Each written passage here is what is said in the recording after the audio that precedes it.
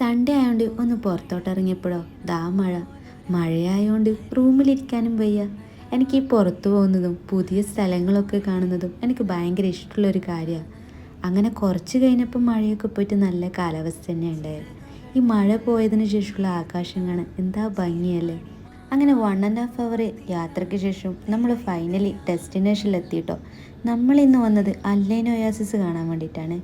ഈ ഒരു പ്ലേസ് ഞാൻ യൂട്യൂബിൽ അടിച്ചപ്പം എനിക്ക് നല്ല ഫോട്ടോസും വീഡിയോസും എനിക്ക് കിട്ടിയത്.